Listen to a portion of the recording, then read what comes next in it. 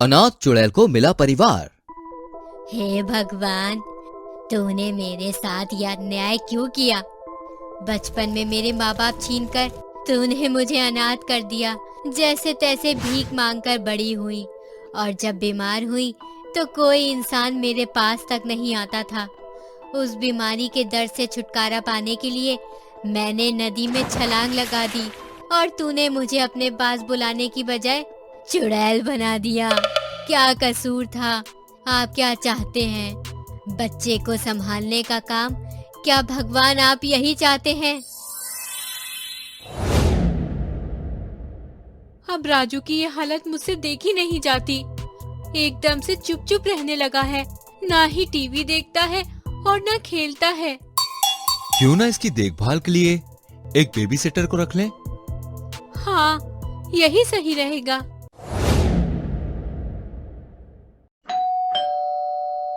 मैं देखती हूँ कौन है। आप रुकिए। आपको अपने बच्चे के लिए एक बेबी सिटर चाहिए थी ना?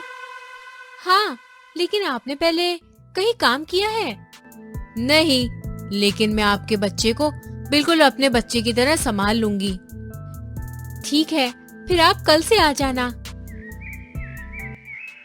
देखो बेटा, तुम्हारे लिए दीदी आई है। ये अब से तुम्हारा ध्यान रखेंगी। कुछ भी चाहिए होगा तो तुम इनको बता देना। अरे, तुम्हारे पास तो ढेर सारे खिलौने हैं। तुम इनसे खेलते नहीं क्या? ये तो एकदम नए लग रहे हैं।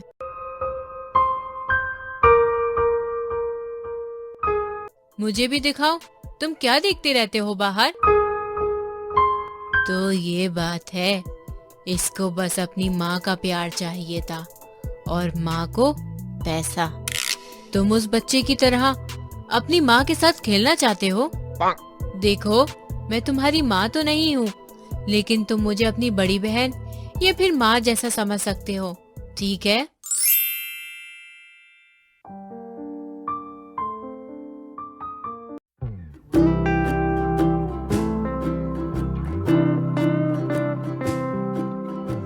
देखो, दोनों ऐसे सो रहे हैं जैसे माँ और बेटा हो।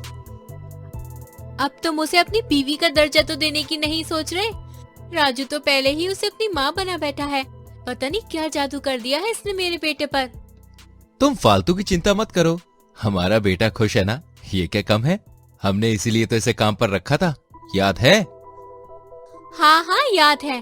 और मैं देख रही हूँ आप कुछ दिनों से उसकी ज्यादा ही तरफदारी कर रहे हैं। तुम कुछ ज्यादा ही सोच रही हो। चलो, दरवाजा धीरे से बंद करो। दोनों को आराम से सोने दो।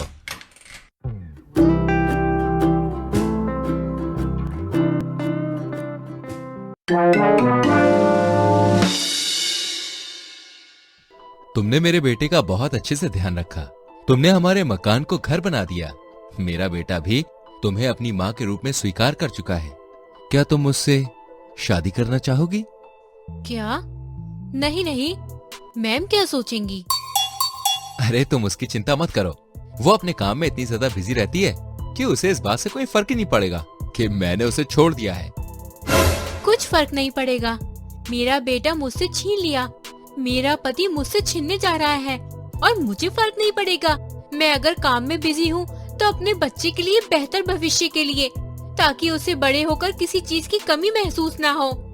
अरे, तुम्हारी भविष्य की चिंता ने ही तो राजू का ये हाल कर दिया है। उसे एक माँ की जरूरत थी और तुम बस एक मेहमान की तरह उसके साथ व्यवहार करती रही। वो तो भला हो इस लड़की का जिसने उसे माँ का प्यार दिया। मैंने उसे हर वो खिलौना ला कर दिया जिससे वो खेल सकता था। यही तो बात है ना, तुम माँ होकर भी राजू को कभी समझ नहीं पाई कि उसे खिलौना नहीं, उसे एक माँ चाहिए थी। अगर यही बात है तो ठीक है, कर लीजिए इससे शादी और बना लीजिए अपने मकान को घर। मेरी वजह से इतनी तकलीफ थी तो इस लड़की के आने से पहले आपको महसूस क्यों नहीं हुई? वो मैं समझ गई, आप रहने दीजिए, मैं जा रही हूँ। नहीं मैम, प्लीज आप रुकिए। मुझे नहीं पता था मेरी वजह से आपके रिश्ते में ये नौबत आ जाएगी। मैंने कभी आपके पति के बारे में नहीं सोचा। हाँ, राजू के लिए मेरे दिल में माँ का प्यार जरूर था। राजू को मैं अपना बेटा समझकर ही प्यार करती थी। आपने मुझे काम दिया, घर और परिवार दिया। राजू की वजह से मुझे माँ होने का एहसास मिला, जिसे मैं कभी नहीं भूल सकती। राजू अब ठीक हो चुका है।